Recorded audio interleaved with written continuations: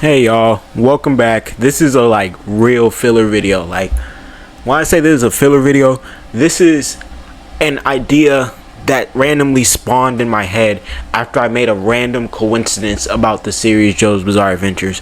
And the coincidence literally is Araki and fake out deaths or people dying and coming back. It happens a good amount. Like a really strong amount. And I was really thinking earlier today, I could almost piece together a damn near pattern in almost every part beyond part 3. Part 3, part 5, part 7, part 2, and part 1. Because again, Dio, we think Dio's dead when the mansion burns down and we see him fucking burn away and into dust and air and nothingness, but then he's still alive. We definitely think that. Or we could say again with Dio, when the ship burns down. Again, when the ship burns down, you would think he's dead. I'm just saying, you would think Dio is gone. Never coming back, deceased. No, he's not. But really, I was just thinking about it, right? And I know most likely it's just some random coincidence, or it's like a writing tactic Araki likes to use with a lot of the parts. He likes to kill people off, but then he also changes his mind and thinks of things he could do. I mean, I've heard, at least from the interviews I've seen, that yes, he plans out his stories, but not everything. So he be making a lot of things up on the spot, and sometimes he forgets things, other times he intentionally puts things, and then things just change. Honestly, with Abdul, he wanted to change I know the reason Abdul died twice, and it's simply because Araki knew nothing of what to do with him. He knew nothing of what to do with him. He admitted this himself. I believe you watched this video I made on Abdul about 6 months ago. I had scans and stuff in it. I'm not gonna go look for it right now, I'm not gonna lie. But yeah, Araki, he didn't know what to do with Abdul because he made his power fire. And he was just well, there's so much you can do with fire.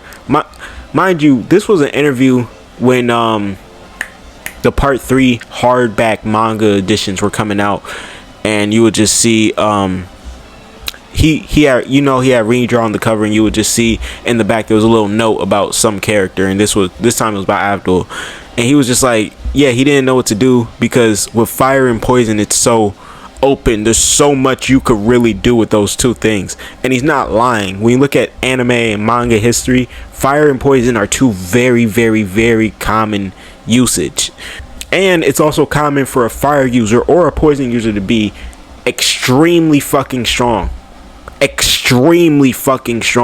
That is all that's common. So that makes sense.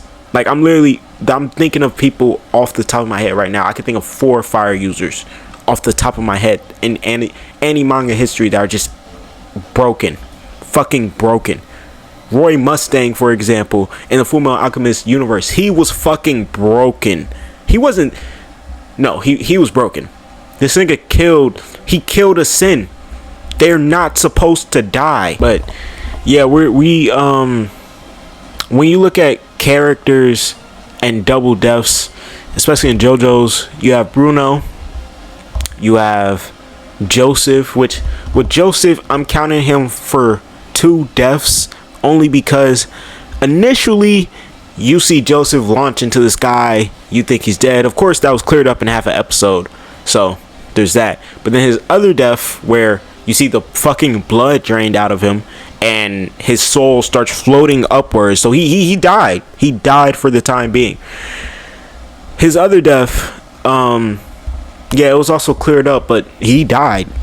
He was dead. That's one thing for certain. Honestly, I was trying to think of things I could equate to, different phrases and words I could equate to. I think he may do it again. This is headcanon a little bit, and this whole video is pretty headcanny, but he kind of does it because in order to show off their indomitable will.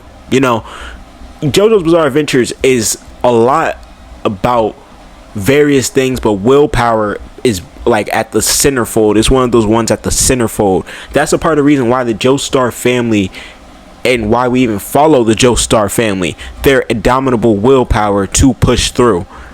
That is literally the reason. That's why everyone they run into is just like, oh, I hate you so much because you keep fighting. And plus, you can't really be a stand user without a incredibly strong will.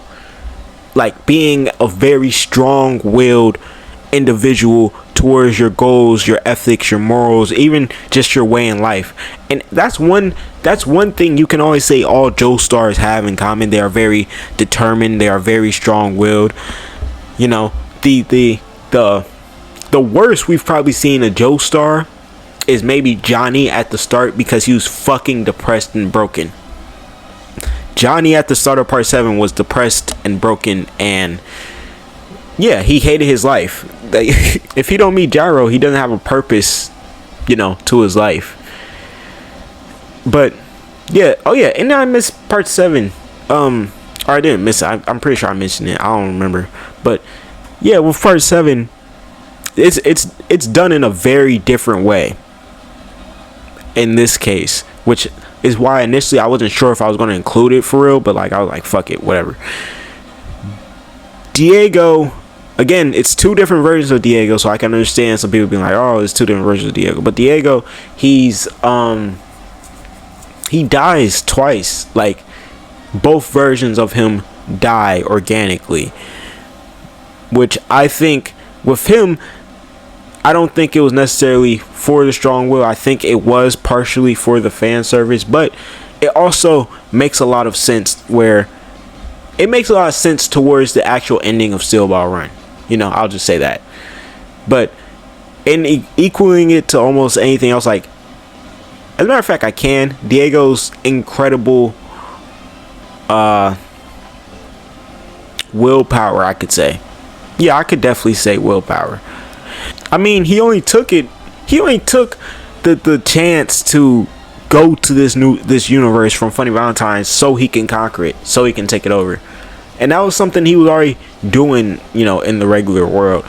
I think the second deaths, it also sometimes symbolizes redemption, I feel, because you look at Bruno's like zombified state, like his death then his zombified state, which again, I call it 2 deaths only because like the first death was a physical death, the second death was like the mental, spiritual death. You know what I mean?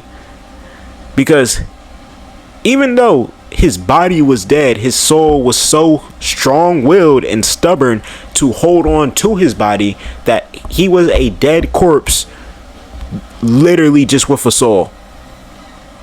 That's why his eyes stopped working. He couldn't hear, couldn't see, couldn't do shit. He couldn't feel pain. He was just dead. Now I'm thinking about it, I think part 4 is probably like part 4, 6, and 8 are probably like 3 of the only parts where I could really think where like someone doesn't necessarily die and come back, or it's not the same person necessarily who dies and come back. I mean, I included Diego, so I might as well mention all the people who died and came back after Man Heaven, all the part 6 cast, or not all the people, because I'm not going to get into that, but only this part 6 cast died and they came back as different people, so you know, I could mention them. I just think it's so coincidental, maybe, but it's also very funny that Araki, this is a style that Araki chooses a lot, you know what I mean? Maybe I shouldn't title this video Why Do Characters Die Twice, because some of them, you know, it's just fake outs, or with a lot of them it's really just fake outs. Like Abdul, he didn't die twice, but he almost died, then he died, you know. But we the audience believed that he died. And I think Araki also does that to, you know, keep it unpredictable.